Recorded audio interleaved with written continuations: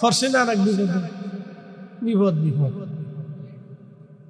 বাদশা আর সৈন্যরা তাকে ধরে নিয়ে গেল, লাশ সহ নিয়ে চলে গেছে। কি এক মহা বিপদ! আল্লাহ এক বিপদ থেকে বাঁচাইয়া আর এক বিপদের মধ্যে ফেলেছে। একসাথে বলবেন আল্লাহু আকবার। পরীক্ষা কার? খুবই মনোযোগ দিবেন। বনী ইসরায়েলের একজন আবেদ 24 ঘন্টা তেনার খানেকার মধ্যে ইবাদত করে। খানকা আগের ওলিদেরও খানকা ছিল, এখনো খানকা আছে, আগেও খানকা ছিল। খানকার পীর রাজপথের বীর। কি কথা কোন ঠিক কিনা? শাহজালাল মুজাদ্দিদি শুধু খানকার পীর ছিলেন না, রাজপথের বীর ছিলেন। শুধু তাসবিহ পড়েন নাই, জিহাদের ময়দানে তলোয়ার হাতে নিয়ে আল্লাহর জমিনে জিহাদ করেছে। কথা কোন ঠিক কিনা? শুধু তাসবিহ পড়েন না, জিহাদ করেছে। হাজিরিন খুব মনোযোগ দিয়ে 24 ঘন্টা পরে আবেদ আল্লাহর ইবাদতে কাটায়। 24 ঘন্টা ইবাদতে কাটায়। তো এলাকার কিছু বখেটে মানুষ চিন্তা করলো ওর একটু পরীক্ষা করার দরকার। 24 ঘন্টা ইবাদত করে, এটার একটু পরীক্ষা করি। তার একটা পতিতা নারীকে ঠিক করলো, বলল তুমি যদি তার সঙ্গে জেনা করতে পারো এত টাকা দেব।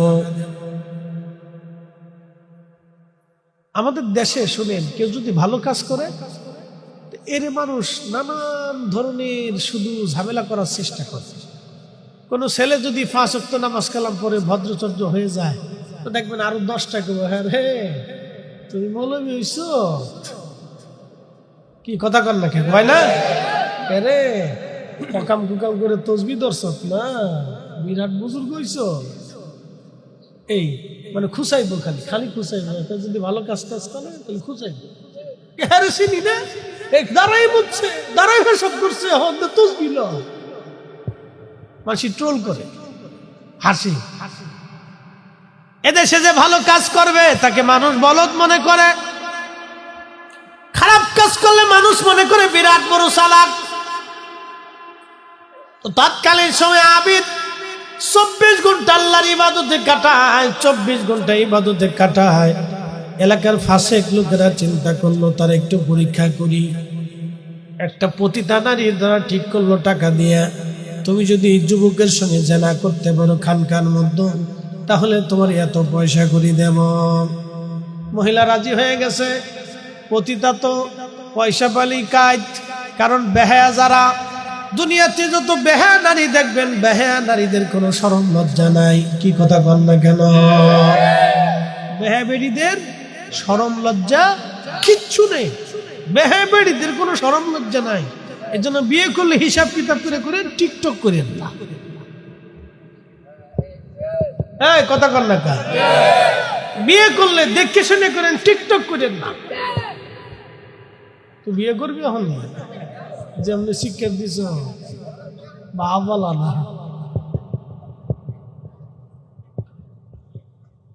না ঠিক আছে, ও সাক্ষ্য দিতেছ সত্য যে হ্যাঁ ঠিক আছে। মুসল্লি খুব কড়া, সামনের কাতারে বই দিচ্ছে, মারহাবা কইলেন না? একবারে কড়া মুসল্লি সামনের কাতারে বইয়ে পড়ছে। কি এর লেগেছে বইছে, এটা দাম জানি তো বউ করছে, বইলেই সানি। তো পতিতা নারী একদিন রাতের আধারে আকাশে বৃষ্টি পড়তেছে, টুপি টুপি টুপি টুপি বৃষ্টি, ঝড় তুফানের রাত্রে। চিন্তা করলো আজকে শুনি। তো ঘরের দরজায় এসে টুকা দিছে, কে? তো যারা বুজুর্গ হয় মনে রাখবেন তারা সহজ সরল, দুনিয়ার ফ্যাজগোজ রাজনীতি ফাজনীতি বুঝে না। এই জন্য দেখবেন হুজুররা অত বেশি রাজনীতি করতে পারে না, কারণ এই রাজনীতি বাংলাদেশের এটা পবিত্র জিনিস, এটা গুতাগুতি খুতাগুতি গুতাগুতি গুতাগুতি। কি কথা কর না কেন? কোন বালি দখল করবো, কোন রাস্তা দখল করবো, কোন ইট লয়ে যাবো গা, কোন কোন টেকা লইবো, কোন টেন্ডার লইবো, এটা লইবো সেটা লইবো, এটা লইবো এটা লইবো, খালি গুতাগুতি গুতাগুতি গুতাগুতি গুতাগুতি। তা আমরা হুজুররা তো এটা পারি না, এই জন্য আমরা মানুষ পছন্দ করে না। কেউ হুজুররা এটা বুঝতো না, পারতো না, বুঝতে পারছেন? এই জন্য আমরা একটু পছন্দ করে না। হুজুররা ইমামতি করে খায়, ওয়াজ নসিহত করে খেয়ে এটাই ভালো, বুঝতে পারছেন? তো যাই হোক, বুজুর্গ যারা তারা সহজ সরল, তারা এত ফেসগুজ বুঝেন। তো সে তো 24 ঘন্টা আল্লাহর ইবাদত করে। এই টুকা দিছে কে? আমি এক নারী বিপদে পড়ে আপনার ঘরের সামনে আসছি, ঝড় তুফান চলতেছে, অন্ধকার রাত, আমি পথ হারিয়ে ফেলছি। হাই হাই, বুজুর্গ লোক চিন্তা করলো সর্বনাশ, এক মহিলা বিপদগ্রস্ত অন্ধকার রাতে দরজা খুলে দিচ্ছে। খুলে দিয়ে দেখে কামসু ভিজে টিজে গেছে। বলতেছে, আপনি এত রাত্রে কোথার থেকে কেমনি কেমনি? আমি পথ হারিয়ে ফেলছি, হুজুর আমার একটু আশ্রয় দেন। সহজ সরল মানুষটা তার খানকার ভিতরে কাপড় টানে, বলল আপনি ভিতরে থাকেন, সকাল হলে চলে যান। এই বুজুর্গ ওই নারীকে জাগা দেওয়ার পরে কিন্তু নারীর মনে চিন্তা তো ভিন্ন, বুজুর্গর মনে চিন্তা ভিন্ন। রাত্রিবেলা যখন প্রদীপ জ্বালায়া বুজুর্গ নামাজে দাঁড়ানো, তখন এই মেয়েটা পর্দার ভিতর থেকে অর্ধউলঙ্গ হয়ে সেজে গুজে ওই যুবক পুরুষ আবেদের সামনে দাঁড়ায় গেছে, অঙ্গভঙ্গি দিচ্ছে। তার সঙ্গে জানা করার জন্য অঙ্গভঙ্গি দেয়, অঙ্গভঙ্গি দিচ্ছে। এই জন্য আমার আল্লাহ বললেন, নারীরা মাথা থেকে পা পর্যন্ত ঢেকে দিবে, নারীরা মাথা থেকে পা পর্যন্ত ঢেকে দিবে। আর আমাদের দেশে হয়েছে ভিন্ন, এখন আমাদের প্যান্টও লয়ে গেছে, গেঞ্জিও লয়ে গেছে, আমাদের মাথার ক্যাপও লয়ে গেছে, শার্টও লয়ে গেছে, আমাদের জিন্সের প্যান্টও লইছে, হাফ প্যান্টও লইছে, কবে জানি জাঙ্গেটাও লইয়া যা, সব লয়ে গেছে। প্যান্টও লয়ে গেছে, গেঞ্জিও লয়ে গেছে গা, ক্যাপও লয়ে গেছে গা, আরো কত কিছু নিছে। এরপরে আমরা জাঙ্গিটাও লইছি, বলতাম তোমরা যাও, এটা আর কিছু পাইতো না। কিন্তু আমরা হুজুরের জুব্বা ধরছি, এইটা লইতে পারতো না।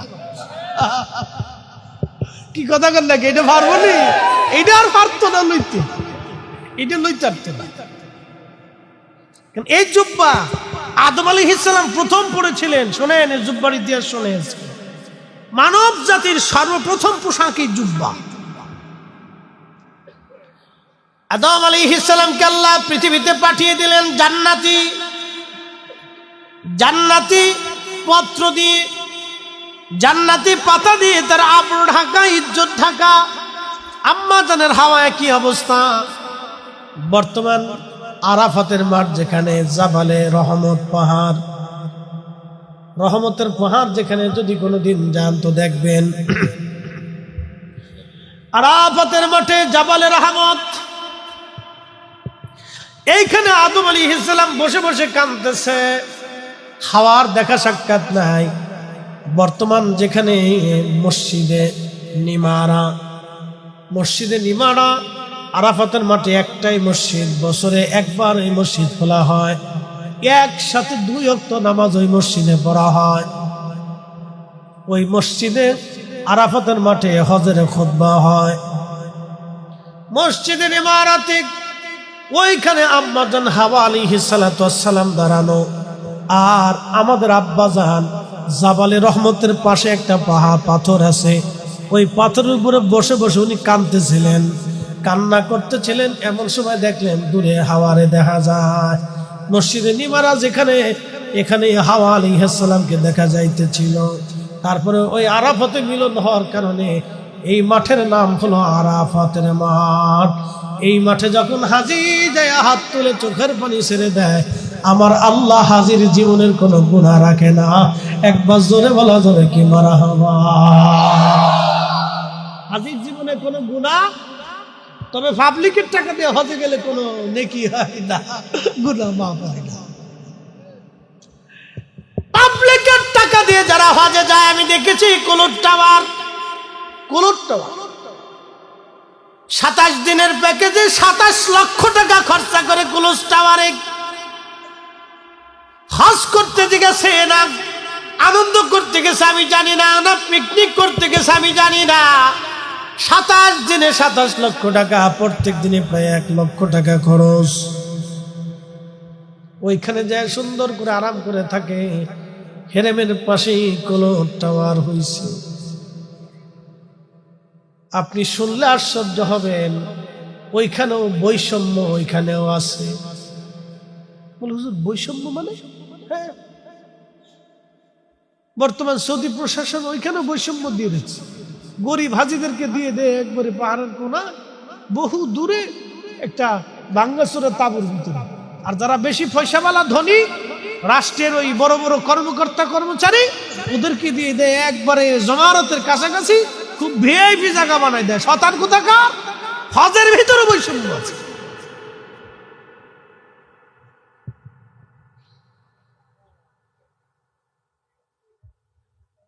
মুসলমান খুব ভালো করে বুঝে যাবেন, সব আমি ঘুরে ঘুরে পর্যবেক্ষণ করছি। আমি সর্বনাশ, এটি কি হচ্ছে?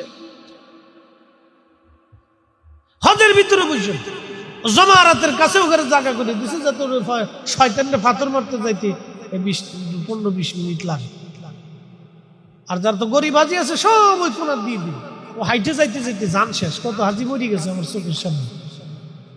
আরাফাতের মাঠে এক হাজি ছটফট করে পুরি মরি গেল, প্রচন্ড গরম। আপনারা বলতেছেন সৌদি আরবে বিরাট বড় ইসলাম, না? কত বড় ইসলাম আমি জানি, 25-30 করে বিয়ে করে ফেলে। এই কথা কর না কেন? আল্লাহর কোরআনে বিয়ে কয়টা? জোরে বলেন কয়টা? একই সাথে 4টি স্ত্রী রাখতে পারবে যদি হক আদায় করতে পারে। বৈষম্য যদি না থাকে, বৈষম্যহীন হইতে হবে। 4 জনকে এক নজরে দেখতে হবে, একই টাইম দিতে হবে। বড়টা বে ঢকা, ছোটটা ঢকা বেশি, এতে খালি ঘুরবেন তা হইতো না। টাইম টু টাইম সবাই টাইম দিতে হবে। 15টা বউ, এত 15টা বউ দিয়ে বেটা কি করে? মানুষ না গরু? আমি নিজেও জানি। এত বউ দিয়ে কি করে বেটা? হ্যাঁ, মানুষ করে কি এত বউ দিয়ে? 5ম নম্বর হারাম, 6ষ্ঠ নম্বর হারাম, 7ম হারাম, 8ম হারাম, 9ম হারাম। যতবার মিলন হবে ততবার জেনা হবে, যে কটা বাচ্চা হবে সব কটা হারাম দাদা হবে। হ্যাঁ ঠিক, আপনি বললেও ঠিক, না বললেও ঠিক, কোরআনের আইনই ঠিক। কোরআনে যেটা নির্দেশনা আছে এটাই ঠিক। কি কথা কর না কেন? আল্লাহর কোরআনই ঠিক। তার মৌলবীরা আমরা দেশে এবার 8 টাকার তারাবি বানাইতেছে। এটা শাহজালালের জমিন, শাহপরানের জমিন, শাহ মখদুমের জমিন, খান জাহান আলীর জমিন, খাজা বাবা আজমেরের জমিন, কুতুবউদ্দিন কাকের জমিন, নিজামউদ্দিন আউলিয়ার জমিন, মুজাদ্দিদ আল ফিসানি সরহিন্দের জমিন, শাহ ওয়ালিউল্লাহ মুহাদ্দিসের জমিন। যে ইসলাম উনারা দিয়েছে এটাই সঠিক ইসলাম। কথা বলেন ঠিক না বেটে?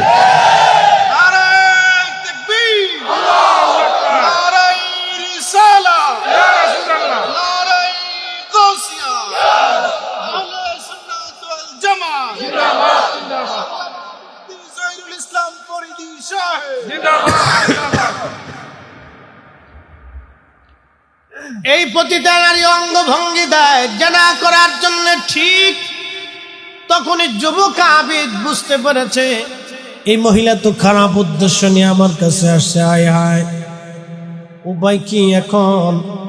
নামাজের ভিতরে এসে চিন্তায় পড়ে গেল কি করা যায়। কিন্তু না, যুবক তো বারবার জেনার দিকে তার মন ঘুরে যাচ্ছে। যুবক জেনার দিকে মন ঘুরে যাচ্ছে, সুন্দরী মহিলার দিকে নিজেকে স্থির রাখতে ছিল না। ঠিক তখনই তার আল্লাহর ভয় ঢুকে গেছে। একসাথে বলা যাবে আল্লাহু আকবার। এখন প্রেম হচ্ছে কার সাথে? কার সাথে? আল্লাহর সাথে। আল্লাহর সাথে। এটি আল্লাহর প্রেম। হাইয়া আলাস সালাহ,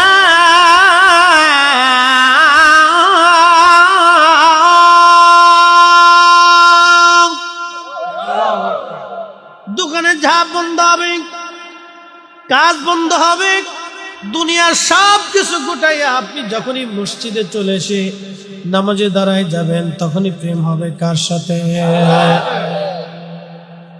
যখন নামাজে দাঁড়িয়ে যাবেন, রোজা রেখেছেন, সন্ধ্যার সময় ইফতার হবে, খাবার সামনে বসে এসে গেল, প্রচন্ড তৃষ্ণা, আপনার পেটের মধ্যে ক্ষুধা, দামি দামি খাবার আপনার সামনে, পানিও আপনার সামনে, আপনি তখনও পানি খান না, খাবার খান না। তখনই আমার আল্লাহ ডাক দেয় ফেরেশতারে, তোমরাই না বলছিলা ওয়া নাহনু নুসাব্বিহু বিহামদিকা ওয়া নুকাদ্দিসু লাক, তোমরা না বলছিলা তোমরাই তাসবিহ করবা, তোমরা জিকির করবা, তোমরা ইবাদত করবা। দেখো আমার বান্দারা সারাদিন রোজা রাখছে, খাবার সামনে, পানি সামনে, তারপরেও আমার বান্দারা খায় না, পানি পান করে না। আমি আল্লাহর ভয়ে ফেরেশতারা রে তোরা সাক্ষী থাক, আমার বান্দাদের জীবনের সব গুনাহগুলি আমি আল্লাহ এই মুহূর্তে মাফ করে দিলাম। প্রেম হয় কার সাথে? আল্লাহর সাথে। আল্লাহর সাথে। এই জন্য সৃষ্টির কোন মাখলুকের সাথে আল্লাহর প্রেম হয়। কারণ কোন মাখলুক, কুত্তা আল্লাহ সৃষ্টি করছে, ওর কোনো অপরাধ নেই, ওর কোনো শরীয়ত নেই, ও জিকির করতেছে, আল্লাহ ওর সাথে প্রেম হয়।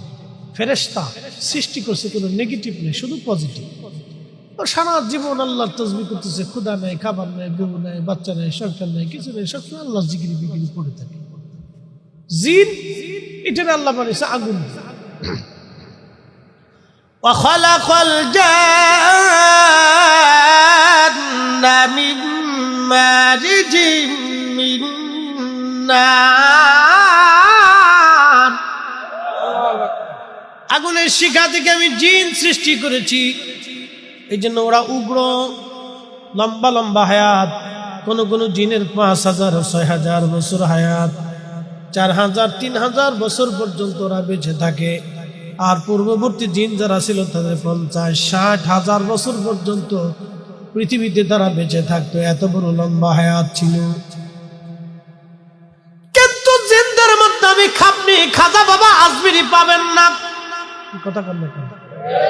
জিনদের ভিতরে মুজাদ্দিদ আল-ফিসানি পাবেন না, জিনদের ভিতরে ইমাম আযম আবু হানিফা পাবেন না, জিনদের মধ্যে ইমাম মালিক পাবেন না, ইমাম শাফিঈ, ইমাম আহমদ ইবনে হাম্বল, হুজুর গাউসে পাক খাজা বাবা আজমিরি, খাজা বাহাউদ্দিন নকশবন্দ বুখারী, শাহজালাল ইয়ামানি, মুজাদ্দিদ আল-ফিসানি সরহিন্দি, কুতুবউদ্দিন কাকি, নিজামউদ্দিন আউলিয়া, হযরত রাবিয়া বসরি, হাসান বসরি, হযরত রাবিয়া বসরি, হাসান বসরি।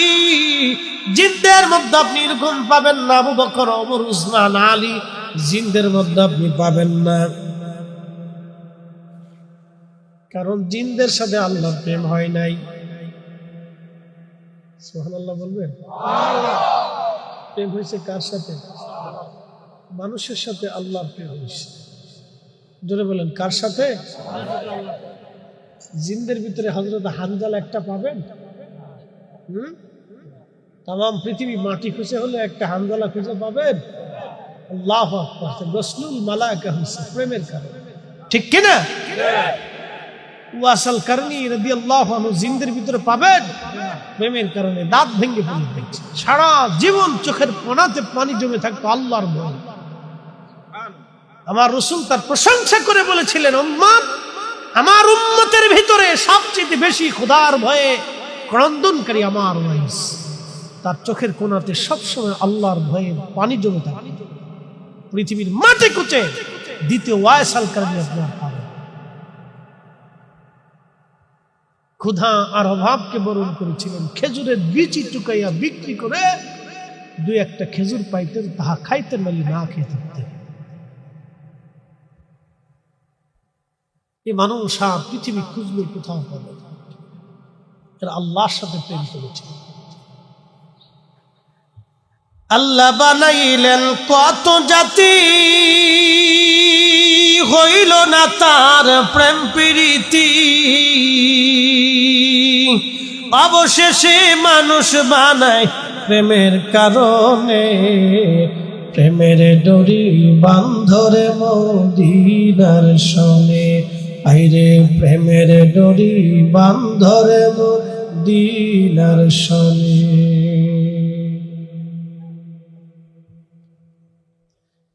এই যুবক চিন্তা করলো, হায় হায়, নারী তো আমাকে ধোঁকায় ফেলে দিয়েছে, যদি জেনা করি সর্বনাশ হয়ে যাবে, আল্লাহর দরবারে আসামি হয়ে যাব।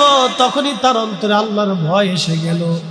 কোরআনে আল্লাহ বলেন, ইন্নামাল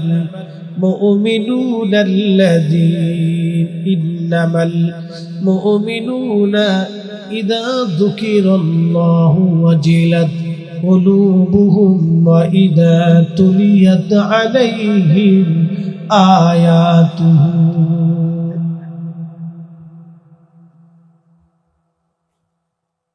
আল্লাহ কোরআনে বললেন, নিশ্চয় তারাই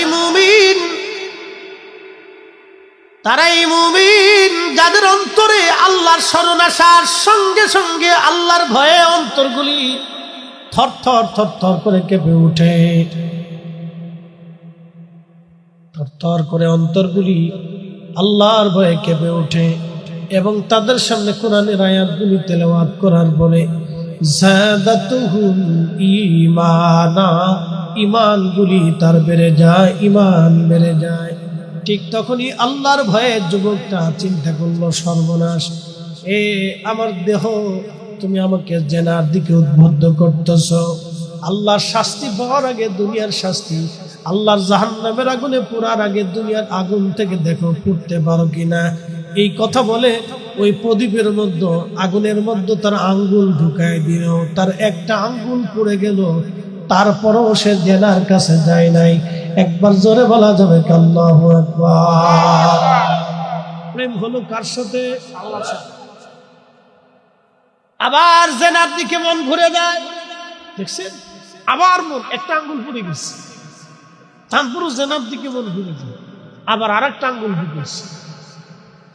এইভাবে একটা না দুইটা না, সারা রাত্র ধরে তার হাতের 10টা আঙ্গুল আগুনের মধ্যে পুড়িয়ে ফেলল। তারপরেও এই যুবক জেনা করে নাই। একসাথে বলবেন আল্লাহু আকবার। কিন্তু আমার রব ওই অবস্থায় ওই মহিলাকে দুনিয়ার থেকে বিদায় করে দিলেন। কারণ আল্লাহর বান্দা যখন ঈমানের পরীক্ষা দিচ্ছিল, তখন সে বারবার ঈমানের পরীক্ষায় পাশ হয়ে গেল। তখন এই যুবককে বাঁচানোর জন্য আমার রব আল্লাহর পক্ষ থেকে সাহায্য পাঠাইলেন। এই মহিলা স্টক করে ওইখানে মারা গেল। মরে যাওয়ার পরে ঘটল আর এক বিপত্তি। যেই বখাটে লোকগুলি ওই মহিলার পাঠাইছিল, তারা দেখলো এই মহিলা ঘরের মধ্যে মারা গেছে। যেহেতু মারাই গেছে, তাহলে তোমার ছাড়া যাবে না। তারা রাষ্ট্রের পুলিশ ডেকে নিয়ে আসছে, বাদশার সৈন্যদেরকে ডেকে নিয়ে এসে বলল, দেখো এই খানকার ভিতরে গভীর রাত্রিবেলা এই যুবকটা একটা মহিলাকে হত্যা করেছে এবং তাকে ধর্ষণ করেছে। ফরসে না এক বিপদ। বাদশার সৈন্যরা তাকে ধরে নিয়ে গেল, লাশ সহ নিয়ে চলে গেছে। কি এক মহাবিপদ! আল্লাহ এক বিপদ থেকে বাঁচাইয়া আর এক বিপদের মধ্যে ফেলেছে। একসাথে বলবেন আল্লাহু আকবার। পরীক্ষা কার? আল্লাহ। আল্লাহ আমাদেরকে পরীক্ষা করে। বলে কি পরীক্ষা? কে মাহফিলে বসবে, কে বসবে না, এটাও পরীক্ষা। আল্লাহ পরীক্ষা করলেন, আল্লাযী খালাকাল মাউতা ওয়াল হায়াতা লিয়াবলুয়াকুম আইয়ুকুম আহসানু আমালা।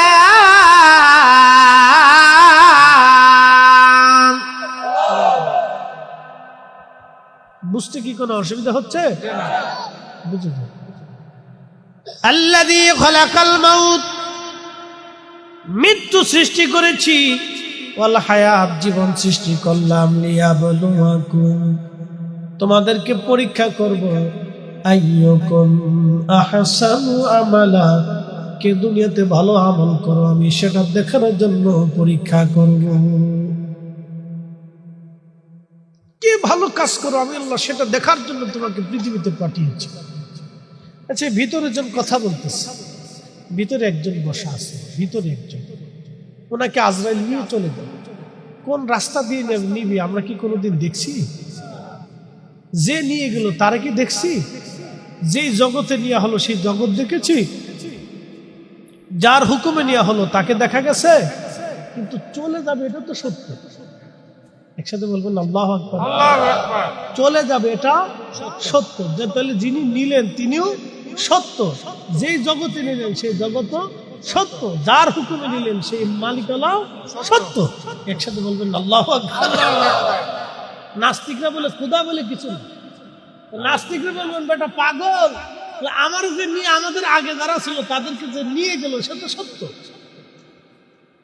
আর মায়ের রেহেমের ভিতরে আমরা আসছিলাম, আমাদের বডির ভিতরে যিনি ফিট করে দিয়েছিলেন এটাও সত্য। আমরা রুহের জগতে ছিলাম, ওটাও সত্য। রেহেমের জগতে আসছি এটাও সত্য, দুনিয়ার জগতে আসলাম এটাও সত্য, এরপরে কবরের জগতে যাব এটাও সত্য, তারপরে হাসরের মাঠে দাঁড়াবো এটাও সত্য, তারপরে জান্নাতে জাহান্নামে যাবো এটাও সত্য। এই কথা কোন ঠিক কিনা?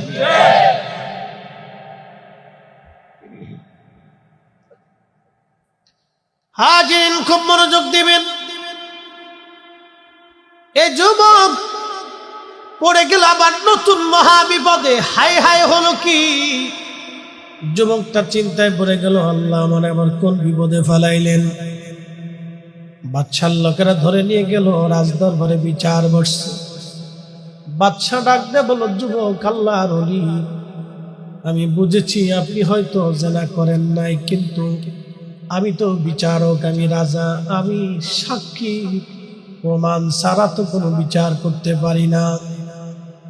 আপনার খানকার মধ্যে যেহেতু মৃত্যু সংঘটিত হয়েছে, আপনি ছাড়া আর কেউ ছিলেন না, তাহলে আমরা কি করে বুঝবো আপনি তাকে হত্যা করেন নাই, বা কি করেই বুঝবো আপনি তার সঙ্গে জেনা করেন নাই?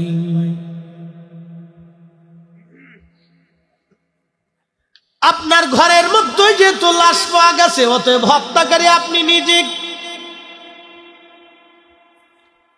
অতএব আপনাকে আমি বিধান অনুযায়ী মৃত্যুদণ্ড দিব। আপনার কি কোনো বক্তব্য আসেনি? যুবক ডাক দিয়ে বলল, হ্যাঁ বাচ্চা, যেহেতু মৃত্যুদণ্ড দিবেন, অতএব 2 রাকাত নামাজ পড়ার মতো সুযোগ আমার দেন। আমি জীবনের শেষ সময় আমি আমার মালিকের সঙ্গে একটু কথা বলি। জোরে বলে,